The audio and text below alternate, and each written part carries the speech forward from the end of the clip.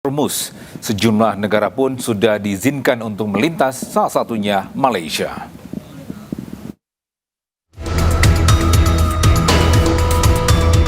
Kali ini mereka mengizinkan negara sahabat untuk bisa melintasi Selat Hormuz. Sejumlah negara yang diizinkan melintas adalah China, Rusia, Pakistan, Irak, dan India. Sementara Malaysia mengklaim Iran telah mengizinkan kapal mereka melintas. Terima kasih kepada Presiden Iran kerana awal memberi laluan dan sekarang kita dalam proses untuk melepaskan kapal minyak Malaysia dan pekerja yang terlibat supaya dapat meneruskan perjalanan mereka. Malaysia mengambil sejumlah langkah untuk mencegah krisis energi. Salah satunya dengan mengurangi kuota bahan bakar bersubsidi. Warga Malaysia juga hanya bisa membeli 200 liter bensin bersubsidi per bulannya. Ya, sementara itu Menteri Luar Negeri Iran Abbas Araghchi menegaskan Selat Hormuz tertutup bagi musuh dan sekutu mereka. Araghchi juga menyebut Amerika Serikat pengecut karena tidak berani lintasi Selat Hormuz. دیگریش تنگه هرمز هست. بعد از 47 سال بالاخره ما رو مجبور کردن که اقتدار خودمون رو برای این منطقه، برای این آبراه، برای این تنگه هرمز نشون بدیم و به دنیا بدیم. باورشون شاید نمیشد. فکر میکردن که ایران بلوف میزنه. فکر میکردن که ایران جرأت چنین کاری نداره. ولی ما با قدرت این کارو کردیم و تمام توان خودشون رو بسیج کردن که این کار رو متوقف بکنن و نتونستن. حتی متوسل شدن به کشورهای دیگه. حتی متوسل به کسانی که خودشون دشمن میشمارن متوسل شدن که بیان کمک بکنید این آبراه رو باز بکن. و خب هیچ کم استقبال نکرد. چون اصلا شدنی نیست. وقتی ناوگان خود آمریکا جرئت نمیکنه به این تنگه وارد بشه، چطور توقع دارن ناوگان کشورهای دیگه، نیروهای دریایی کشورهای دیگه نزدیک بشن؟ و ما به همه کشورها اخطار دادیم که اگر نیروهای مسلح اونها وارد این حوزه بشن، تنش رو بیشتر خواهند کرد. منطقه رو با مشکلات پیچیده‌تری مواجه خواهند کرد و حل مشکل تنگه هرمز هم پیچیده‌تر. Ya, sementara itu Perdana Menteri Israel Benjamin Netanyahu klaim telah membunuh Komandan Angkatan Laut Garda Revolusi Iran Ali Reza Tangsiri. Israel tegaskan sosok ini adalah orang yang berada di balik penutupan Selat Hormuz. בעוצמה את המטרות של משטר הטרור האיראני. אמש חיסלנו את מפקד חיל הים של משמרות המהפכה. לאיש הזה יש הרבה דם על הידיים, ובנוסף הוא זה שהוביל את סגירת מצרי הורמוז. זוהי עוד אחת מהדוגמאות של שיתוף הפעולה בינינו לבין ידידינו ארצות הברית, במטרה משותפת להשיג את מטרות המלחמה. Ya, konflik yang memanas di Timur Tengah berdampak pada kenaikan harga minyak global. Warga di sejumlah negara mengeluhkan kenaikan BBM tersebut.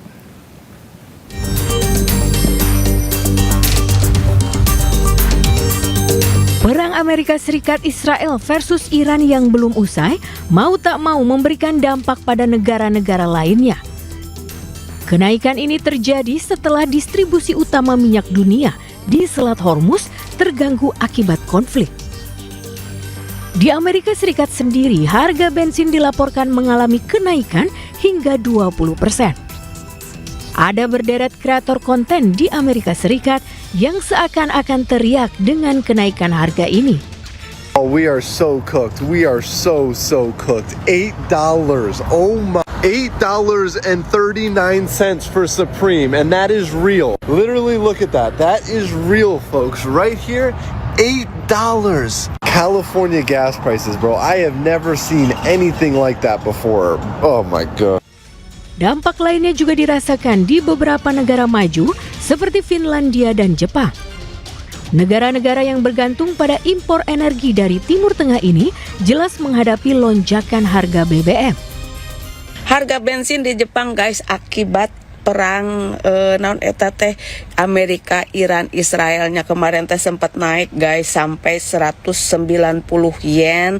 Ada bahkan di tempat lain mah katanya sampai 200 yen atau sekitar 20.000 lebih lah ya per liternya, guysnya. Lumayan berat dan ini pasti efeknya barang naik, pupuk naik, segala naik, pasti nara naik ya pokoknya namanya nenek reke lantah. Telina teh sampai berpikirnya apa harus kemana-mana naik sepeda gitu.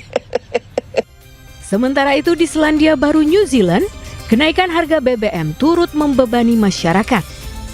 Biaya transportasi meningkat bisa berpotensi mendorong inflasi di berbagai sektor. Di Indonesia sendiri, pemerintah masih memastikan pasokan BBM tetap aman.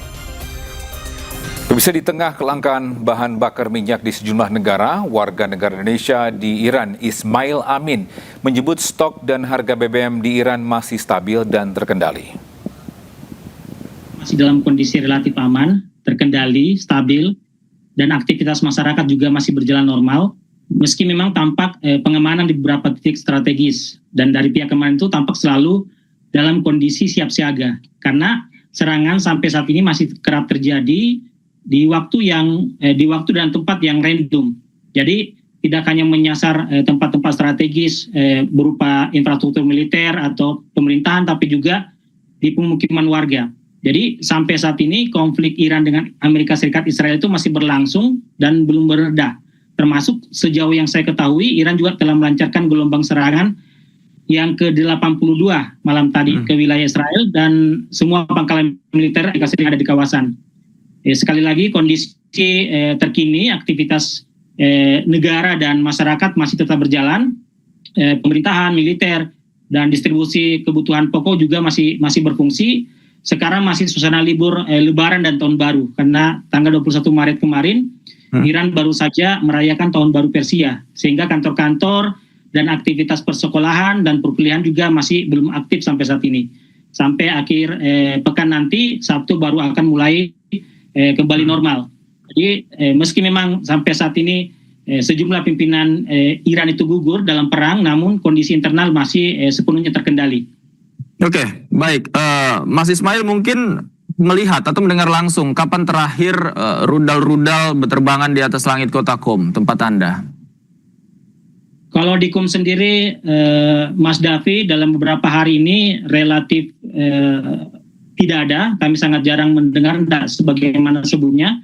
Tapi dalam laporan warga negara Indonesia yang ada di Teheran, sampai saat ini masih ada. Apalagi 2-3 hari yang lalu infrastruktur listrik itu diserang, walaupun kemudian bisa terkendali 1 jam di Teheran itu mengalami pemadaman listrik, lalu kemudian masih bisa normal kembali, dan sampai saat ini alhamdulillah masih relatif kami mahasiswa Indonesia yang ada di Iran melakukan halal bihalal dengan semua warga negara Indonesia yang ada di kota Qom. Kami di sini ada sekitar 150 orang, Mas Davi. Oke, Mas Ismail, ini kan dampak perang dirasakan terhadap harga BBM di seluruh dunia, di negara lain. Nah, apakah ini juga dirasakan oleh warga yang berada di Iran, dampaknya terhadap harga kebutuhan pokok maupun BBM di dalam negeri? Ya, penting kita ketahui, Mas Davi, bahwa Iran ini adalah produsen energi, produsen bahan bakar minyak, bukan importir. Jadi ketersediaan BBM domestik itu relatif lebih stabil dibandingkan negara lain yang saat ini sudah mulai mengalami kenaikan harga. Di Iran sendiri sampai saat ini belum mengalami kenaikan harga, masih 50.000 rial per liter bensinnya, atau dikonversi ke dalam rupiah itu masih 500 rupiah. Terhitung bensin termurah di dunia.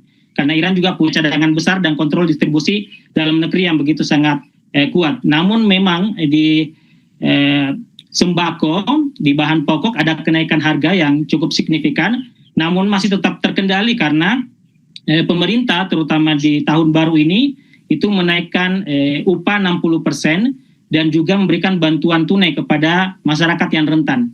Ada hadiah lebaran, ada THR, dan juga bantuan tunai ini langsung dapat dinikmati atau dirasakan oleh warga setempat karena mereka menggunakan kartu-kartu yang diberikan itu untuk membeli kebutuhan pokok mereka, sehingga bisa dikatakan tidak terlalu berdampak. Tapi kalau bahan bakar sama sekali tidak ada dampak signifikan terhadap perang ini. Semua masih berjalan normal. Di SPBU juga tidak ada lonjakan pembeli, tidak ada antrian sebagaimana di negara-negara lain yang sudah mulai ada antrian yang begitu sangat panjang karena sudah mulai mengalami kelangkaan bahan bakar, sementara di Iran itu masih cukup terkendali karena sekali lagi Iran ini bukan importir tapi produsen minyak. Begitu Oke. Mas Dapi. Oke, Mas Ismail, saya penasaran sebagai warga negara Indonesia yang tinggal di wilayah yang sedang perang, Anda menyikapi atau melihat perang ini yang eskalasinya semakin meningkat ini seperti apa? Jangan-jangan Mas Ismail juga sudah lama tidak pulang ke tanah air? Ya benar Mas Davi, kekhawatiran tentu saja ada, namun melihat aktivitas masyarakat Iran yang begitu sangat tenang, tidak tampak ada kekhawatiran maupun ketakutan, kami jadi larut dengan aktivitas mereka. Tiap malam itu sampai tadi malam, sudah hampir sebulan sejak awal perang, itu mereka selalu melakukan aksi unjuk rasa pada malam hari. Mereka keluar ke jalan, memenuhi alun-alun kota, meneriakkan kecaman terhadap Amerika Serikat dan Israel, dan memberikan dukungan kepada pemerintah dan militer Iran. Sehingga ya kami pun juga akhirnya ikut larut, walaupun saya tidak selalu ikut dalam aksi-aksi mereka, kami hanya bisa melihat dari jendela, dari apartemen, mereka tiap malam melakukan aksi ini tanpa ada rasa takut dan kekhawatiran. Padahal di malam-malam sebelumnya, pada saat terjadi mereka melakukan aksi unjuk rasa itu, kadang ada suara ledakan terdengar, tapi itu tidak mengurangi semangat mereka melakukan aksi unjuk rasa ini. Saya tanya apa tujuan mereka melakukan aksi unjuk rasa ini, mereka mengatakan bahwa ini adalah memberikan dukungan moral kepada pemerintah dan militer, bahwa kami menunjukkan bahwa kami baik-baik saja. Ya, sementara itu krisis energi mulai terasa di Filipina. Warga protes terbatas dan tingginya harga BBM. Ya, pemerintah Filipina menetapkan status darurat energi nasional di negaranya selama 1 tahun penuh.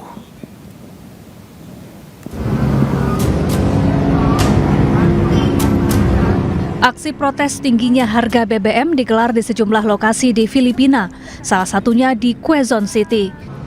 Warga, pengemudi hingga operator transportasi umum meminta pemerintah Filipina menurunkan harga BBM dan menindak kartel penimbun BBM. Sementara itu, saat ini Filipina menghadapi krisis bahan bakar. Presiden Ferdinand Marcos mendeklarasikan darurat energi nasional selama 1 tahun. Krisis ini menyebabkan biaya operasional bagi pengemudi transportasi umum terus meningkat. Kira ang Pangulo natin ng kwan, emergency, national emergency, piktuhan lahat. Lalo na sa pamumuhay namin.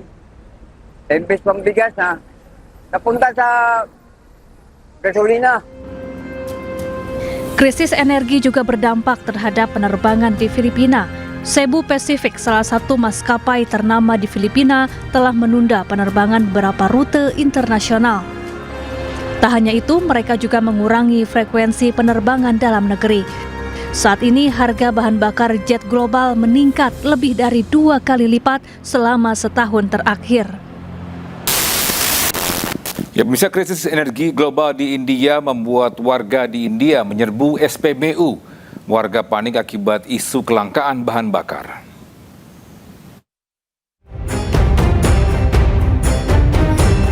Antrian panjang kendaraan terjadi di sejumlah SPBU di India, salah satunya di Gujarat dan Ahmedabad. Mereka mengantri setelah beredar isu kelangkaan bahan bakar akibat ditutupnya Selat Hormuz. Warga mengantri sejak pagi hingga malam tiba.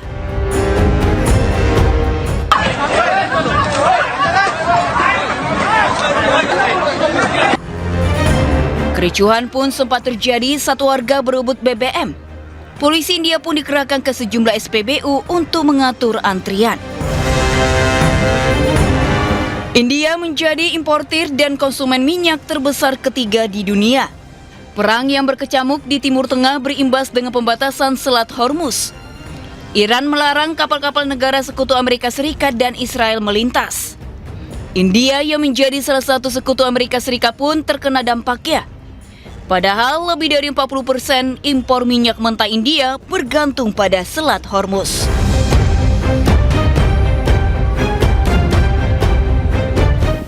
Ya, tak hanya BBM, bahan bakar gas juga langka di India. Warga di Kashmir, India harus mengantri berjam-jam untuk mendapatkan LPG.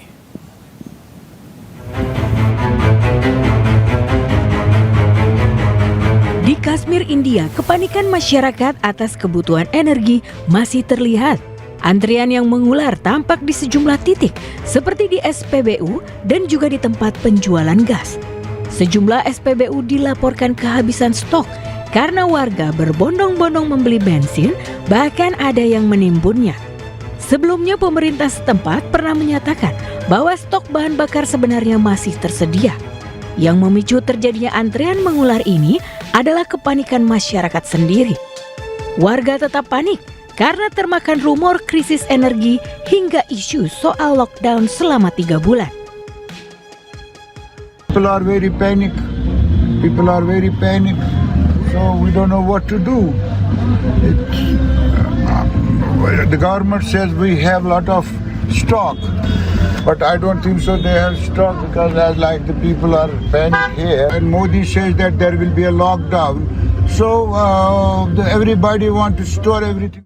Bisa pastikan ketersediaan BBM, Menteri SDM Bahlil Lahadalia meninjau sejumlah SPBU di Jawa Tengah. Bahlil mengecek kesediaan BBM untuk mengantisipasi dampak perang di Timur Tengah. Pemirsa, pemerintah telah mengantisipasi kelangkaan BBM akibat dampak perang Amerika, Israel, dan Iran. Bahlil Lahadalia meninjau SPBU di sejumlah titik di Jawa Tengah, di antaranya di Sragen dan Karanganyar. Bahlil menjamin stok BBM untuk masyarakat aman dan Indonesia siap menghadapi krisis energi akibat perang di Timur Tengah. Namun masyarakat diminta untuk berhemat energi, terutama LPG.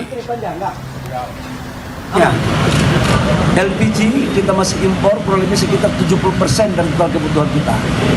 Tapi saya kira kepada Bapak Ibu semua, insya Allah kita juga dalam kondisi yang sampai dengan beberapa hari itu insya Allah dalam kondisi yang baik.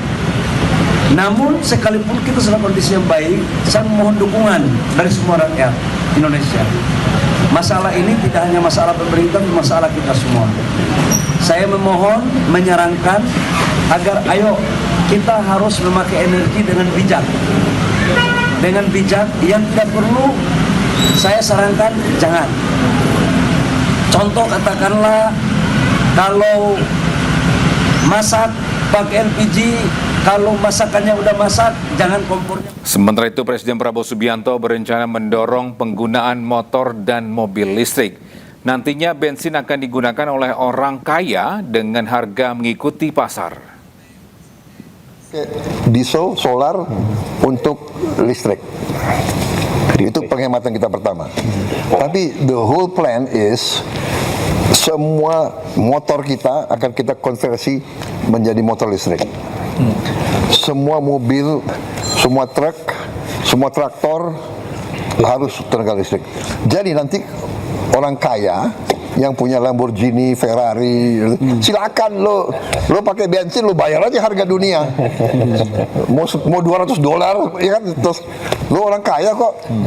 Yang lain kita sudah bikin simulasi. Ternyata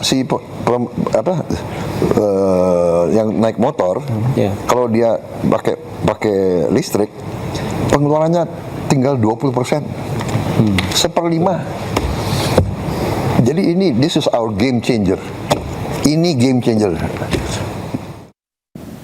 Ya, bisa usai jeda kita akan membahas nasib negosiasi antara Amerika Serikat dan Iran. Jangan kemana-mana, tetaplah di iNews.